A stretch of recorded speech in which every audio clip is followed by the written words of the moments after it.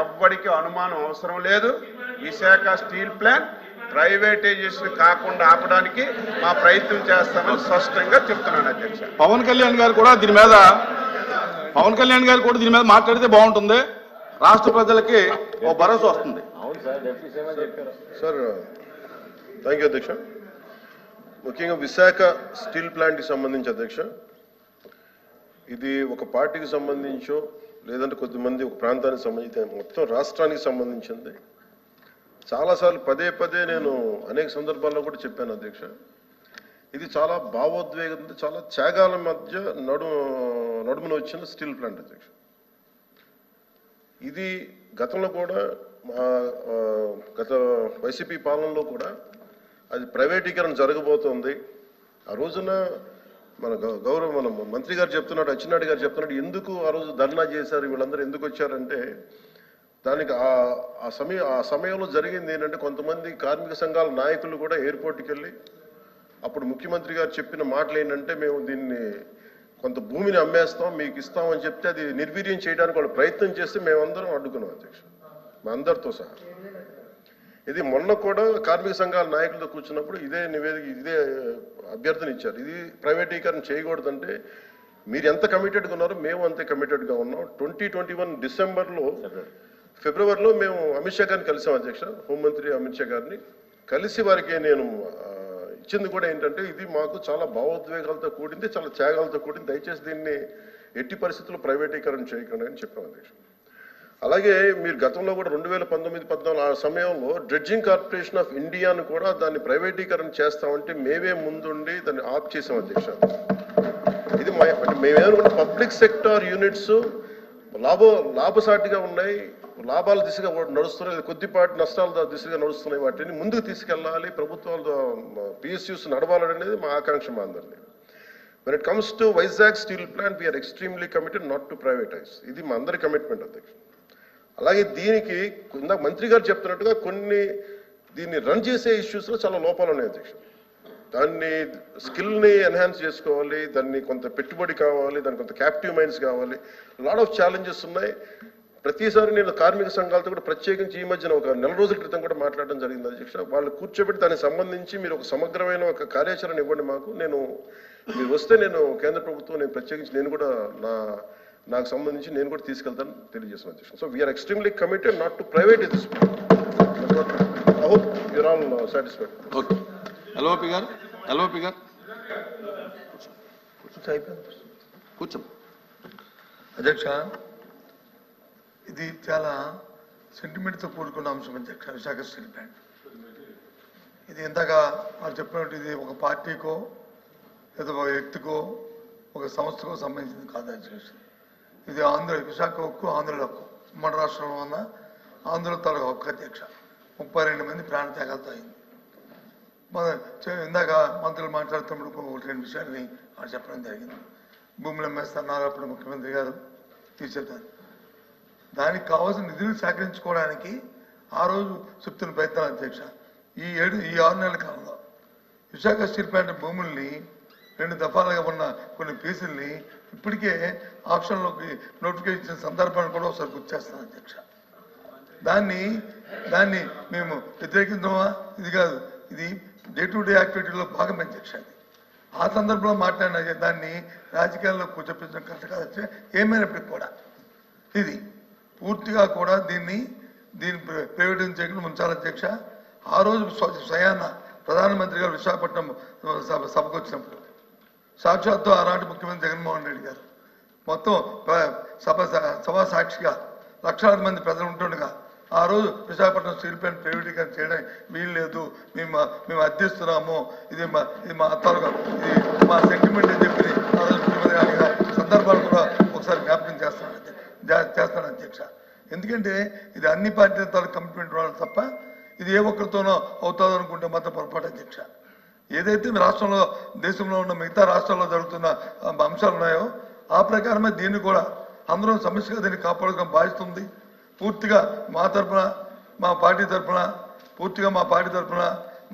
మా బాధ్యతగా ఈ హక్కుని ఏదైతే విశాఖపట్నం స్టీల్ ప్లాంట్ అనేదాన్ని ఏది ఉందో దాన్ని చేస్తే మాత్రం నేను దాన్ని పోరాడతాం అధ్యక్ష, దాన్ని కాపాడడం ప్రయత్నిస్తాం అధ్యక్ష. ఏదైతే ఇప్పుడు గౌరవ సభ్యులు చెప్పారో కుటుంబంలో నాయకులు అచ్చెన్నాయుడు గారు కానీ లేదా పవన్ కళ్యాణ్ గారు చెప్పారు, ఆ మాట మీద కట్టుబడి ఉండి ఈ దీన్ని ప్రైవేటీకరణ చేయాలనేది మా తాలూకా డిమాండ్ ఎక్సర్సైజ్ చేయాలని కోరుతున్నాం అధ్యక్ష. ఇంకా లేదండి, ఇంకా కూర్చోండి, అయిపోయింది. Question number 13634 minister for revenue reply చెప్తారా సార్? ప్రతిపక్ష నాయకులు బొత్స గారు అడిగిన దానికి సార్, ఆ రోజున కూడా మేము అడిగింది ఏంటంటే ఆల్ పార్టీ డెలిగేషన్ తీసుకెళ్ళండి అని మేము అభ్యర్థించాం sir. They haven't taken any initiative even then. We are real. ఆ రోజు నుంచి కూడా ఈ రోజు మేము ఒకటే కమిట్మెంట్తో మాట్లాడుతున్నాం, కానీ ఆ రోజున మేము అభ్యర్థించాం అధ్యక్ష, ఆల్ పార్టీ మీరు చేయండి, మేము తీసుకెళ్తాం, మేము అందరం వస్తామని మాట్లాడాం. Maybe they didn't consider it sir అధ్యక్ష. So we want to bring it to that. ఇంకా పెంచొద్దు, ఇంకా చేయకపోతే అది రికార్డ్స్ లో ఉంటుంది అధ్యక్ష. ఆల్ పార్టీ డెలిగేషన్ తీసుకోవడానికి ఎవరికి అభ్యంతరం లేదు అధ్యక్ష. ఎప్పుడు ఇన్ స్పైట్ ఆఫ్ వినండి వినకపోతే చెప్తారుగా.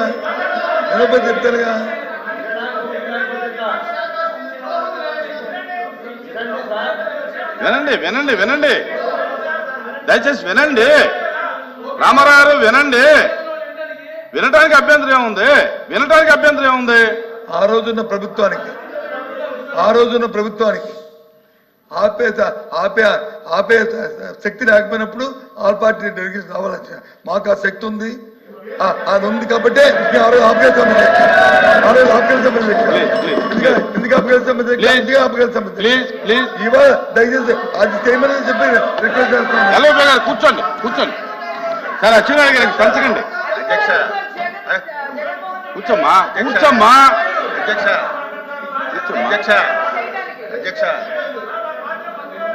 ఆ రోజు కనుక నిజంగా మనసు త్రికరణ శుద్ధిగా వారు కనుక ఆపండి ఉంటే అసలు ఈ రోజు ఈ ప్రశ్న ఉత్పన్నం అయ్యిండేది. అధ్యక్ష క్వశ్చన్ ఇస్ ఓవర్. కూర్చోండి, కూర్చోండి please controversy. Question number 13634 minister for revenue minister గారు ప్లీజ్ కూర్చోండి. అయిపోయింది, కూర్చోండి. కూర్చోండి, అయిపోయింది. క్వశ్చన్ అయిపోయింది, కూర్చోండి ప్లీజ్ కూర్చోండి. ఎందుకు కూర్చోండి? క్వశ్చన్ అయిపోయింది. మీరు ఇలాగా కూర్చోవయ్యా స్వామి, కూర్చో రాహుల్, కూర్చో.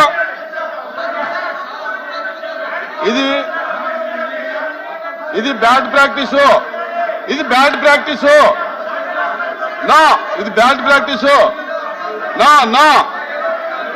ఇలాగ మీరు బెదిరిస్తే మైక్ ఇస్తాననుకోవటం అది అసంభవం. మీరు ఈ రకమైన ప్రాక్టీస్ మానేయండి.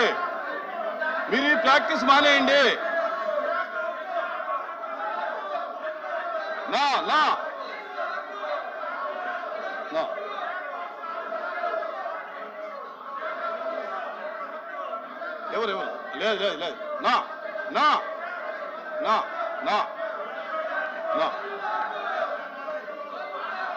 ఎవరు? ఆ క్వశ్చన్ అయిపోయింది. ఏమో లేదు, అది లేదు. అరే ఎందుకు వస్తారా మీరు? ఏంటి, దేనికి వస్తున్నారు మీరు దేనికి వస్తారు చెప్పండి. మీరు దేనికి వస్తున్నారు?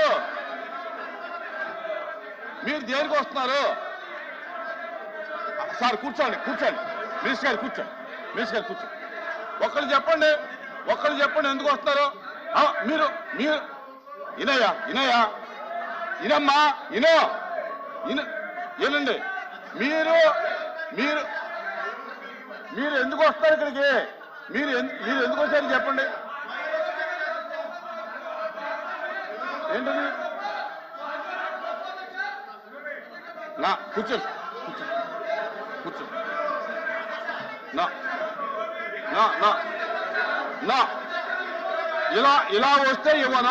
ఇలా వస్తే ఇవ్వను.